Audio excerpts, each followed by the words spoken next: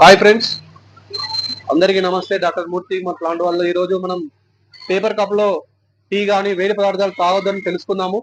ఈ రోజు ఇక్కడ మనకు శాతవాహన యూనివర్సిటీ, కరీంనగర్ శాతవాహన యూనివర్సిటీ ముందున్నటువంటి గిరి టీ స్టాల్ దగ్గరికి వచ్చినాము. ఈ గిరి టీ స్టాల్ లో చూడండి, ఇక్కడ మనము పేపర్ కప్ ఉంది. ఇక్కడ ఈ పేపర్ కప్ లో వేడి టీ పోసినప్పుడు మనకి ఇక్కడ ఈ వేడి టీ పోసినప్పుడు మామూలుగా అయితే ఈ కప్పు తడవకుండా మామూలుగా పేపర్ ప్లేట్ తడిసిపోతుంది. కాబట్టి తడవకుండా దీనిలో మైక్రో ప్లాస్టిక్స్ ఉంటాయి. ఈ మైక్రో ప్లాస్టిక్స్ లో పారాఫిన్ కానీ లేకపోతే ఈ పాలిథిన్ ప్రొడక్ట్స్ ఉంటాయి. దానివల్ల ఏంటంటే ఈ మనం తాగినప్పుడు మన కడుపులోకి వెళ్తారు అనమాట. వెళ్ళినప్పుడు ఇది క్యాన్సర్ కలిగిస్తుంది. కాబట్టి మనం కూడా ఎప్పుడు కూడా దయచేసి ఈ పేపర్ కప్పులు మనం వాడకుండా మనకు పూర్వకాలంలో వచ్చినటువంటి ఈ స్టీల్ కప్పులు ఉన్నాయి. ఈ స్టీల్ కప్పులు వాడండి. ఈ స్టీల్ కప్పులు వాడినట్లయితే దీన్ని రీయూజ్ చేసుకోవచ్చు. వేడి నీళ్ళలో మనం కడిగినప్పుడు బ్యాక్టీరియా వైరస్ పోతుంది, మనకి ఎలాంటి క్యాన్సర్ రాదు.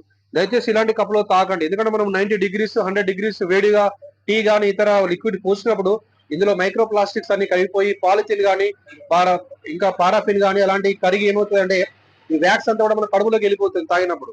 అప్పుడు మనకు చాలా క్యాన్సర్ వచ్చే అవకాశం ఉంటుంది. కాబట్టి ఇక్కడ గిరి గారు ఏం చేశారంటే మనకు ఈ శాతవాహన యూనివర్సిటీ ముందు మనకు నేచురల్ గా ప్రకృతికి సహజంగా మనకి రీయూజబుల్ స్టెయిన్లెస్ స్టీల్ కప్పులలో మనకు టీ అందిస్తున్నారు. కాబట్టి ఈరోజు తాగుదాం మనం టీ పోయి గిరి మనకు. సో గిరిని చూపియండి. గిరి ఇటు ఓకే కనబడుతుంది కదా. సో ఈ రోజు నుంచి మనము ప్లాస్టిక్ ని నిషేధించండి, పర్యావరణాన్ని కాపాడండి, ఈ రీయూజబుల్ టీ తాగండి. అప్పుడు మనం పర్యావరణానికి మేలు చేసినట్లు అవుతాము.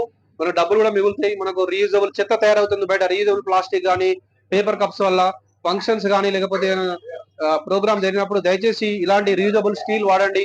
పర్యావరణాన్ని కాపాడండి, క్యాన్సర్ నుంచి కాపాడుకోండి. Thank you.